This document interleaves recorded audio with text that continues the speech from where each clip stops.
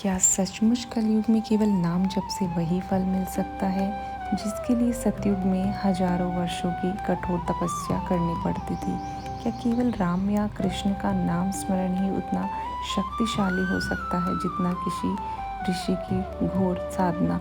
अगर ऐसा है तो फिर पुराणों में तपस्या का इतना महत्व क्यों बताया गया? और अगर ऐसा नहीं है तो भागवत पुराण में बार बार नाम स्मरण की महिमा क्यों गाई गई?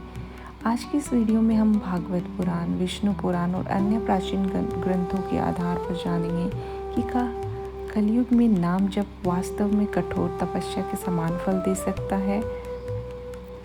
तपस्या क्या होती है? सबसे पहले हमें यह जानना आवश्यक है कि तपस्या आखिर होती क्या है। आज हम कुछ घंटों का उपवास कर लें तो उसे कठिन मान लेते हैं, लेकिन प्राचीन ऋषियों की तपस्या की कल्पना करना भी कठिन है।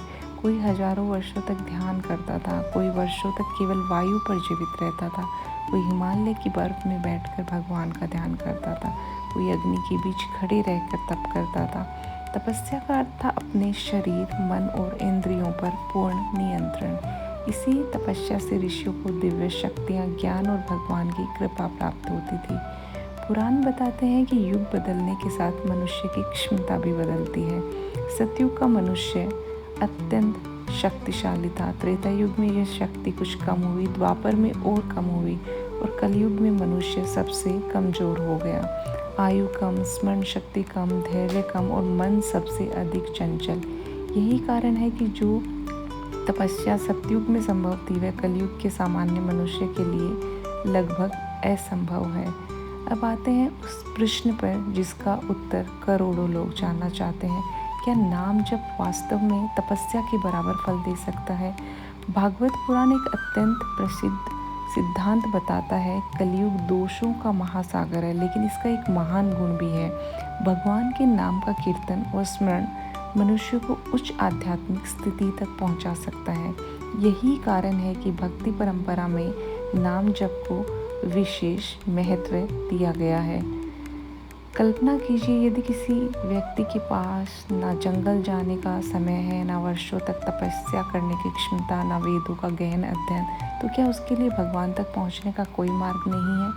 पुराण कहते हैं है, और वह मार्ग है भक्ति, नाम स्मरण, कथा श्रवण, सत्संग और सेवा। भागवत पुराण में राजा परीक्षित की एक प्रसिद्ध कथा आती है। उन्होंने कहा कि धर्म रूपी बैल के 3 पैर टूट चुके हैं, केवल सत्य का एक पैर बचा है। यह संकेत था कि कलयुग में धर्म कमजोर होगा, लेकिन पूरी तरह समाप्त नहीं होगा। यानी भगवान तक पहुंचने का मार्ग अभी भी खुला रहेगा। यहाँ एक बात समझना बहुत जरूरी है। पुराण यह नहीं कहते कि केवल होठों से नाम बोल देने से सब कुछ मिल जाएगा। नाम जप के साथ श्रद्धा चाहिए, भक्ति चाहिए, विश्वास चाहिए, जीवन में सदाचार भी चाहिए। जब नाम जप हृदय से होता है तब उसका प्रभाव बताया गया है। क्योंकि कलयुग का सबसे बड़ा रोग है चंचल मन, और नाम जप सीधे मन पर काम करता है, मन को एकाग्र करता है, अशांति को कम करता है, भगवान से जुड़ाव बढ़ाता है। इसलिए अनेक संतों ने कहा है कि कलयुग में नाम ही सबसे बड़ा सहारा है। पुराणों का संदेश यह नहीं है कि तपस्या व्यर्थ है, बल्कि यह है कि कलयुग के मनुष्य के लिए भगवान ने मार्ग सरल कर दिया है। जहाँ पहले कठोर तपस्या आवश्यक थी, वहीं कलयुग में श्रद्धापूर्वक भक्ति, नाम जप और भगवान का स्मरण विशेष महत्व रखता है। यही कलयुग की सबसे बड़ी आशा है। तो आप बताइए, आपको क्या लगता है, कलयुग में नाम जप वास्तव में तपस्या के समान फल दे सकता है? अपनी राय कमेंट में ज़रूर लिखें। अगर आपको पुराणों और धर्म ग्रंथों के ऐसे रहस्य जानना पसंद है तो वीडियो को लाइक करें, चैनल को सब्सक्राइब करना ना भूलिए। जय श्री हरि।